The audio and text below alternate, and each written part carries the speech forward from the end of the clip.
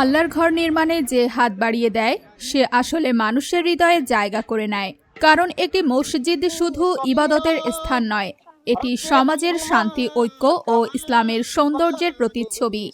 গাইবান্ধার সুন্দরগঞ্জ উপজেলার শান্তিরাম ইউনিয়নের ৭ নং ওয়ার্ড ৫ গাছি শান্তিরাম গ্রামে মসজিদের ছাদ ঢালাই কাজের শুভ উদ্বোধন অনুষ্ঠিত হয়েছে।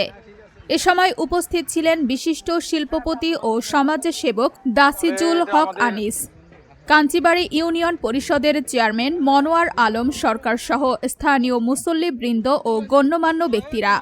দোয়া ও মোনাজাতের মধ্য দিয়ে শুরু হয় ছাদ ঢালাই কার্যক্রম।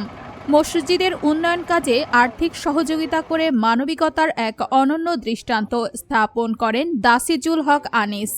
এ সময় তিনি ভবিষ্যতেও মসজিদের সার্বিক উন্নয়নে পাশে থাকার আশ্বাস প্রদান করেন।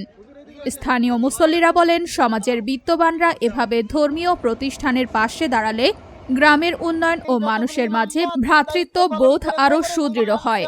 শেষে দাসিজুল হক আনিস বলেন, এই মসজিদ শুধু একটি ভবন নয়, এটি আমাদের ঈমান ও আগামী প্রজন্মের শিক্ষা কেন্দ্র।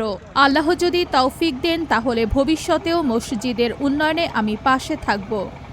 আমাদের শান্তিরাম ইউনিয়নের খুব নিকটবর্তী, আমাদের শান্তিরাম ইউনিয়নের মুসল্লি সহ এবং কঞ্চিবাড়ির কিছু মুসল্লি সহ আমাদের এই মসজিদটা। আমি এখানে আমাদের সাদী ভাই এবং পার্শ্ববর্তী রুমেন ভাই, দুজন ভাই, তাদের মাধ্যমেই এই মসজিদেই দাওয়াত বা আহ্বান পাই আজকে ছাদ ঢালাইয়ের। আর আমি আমার ব্যবসায়ের লভ্যাংশের যে 7% প্রত্যেক বছর বিভিন্ন মসজিদ মাদ্রাসায় দিয়ে থাকি। তো ভাইদের সাথে এই প্রথম পরিচয়, যদিও ইউনিয়নের পাশেই আমার ফ্যাক্টরি, গত 5 বছর কোনোভাবেই ভাইদের সঙ্গে পরিচয় ছিল না। তো এই মসজিদটার কথা শুনে আমিও ইন্সপায়ার হই এবং আশা, এবং পরবর্তী ইয়ার যেটা আমার সামনে যে ডিসেম্বর আসতেছে, আল্লাহ তাআলা যদি আমাকে দুনিয়ায় রাখে আর কি, এই মসজিদের জন্য আমি ভালো কিছু করবো। এবার তেমনটা পারলাম না, গতানুগতিক যে যেটা আছে বাজেট, এটাই করছি। আগামী টাইমে আপনাদের জন্য ভালো কিছু করবে। আর আপনারা সবাই আমাদের দোয়া রাখবেন।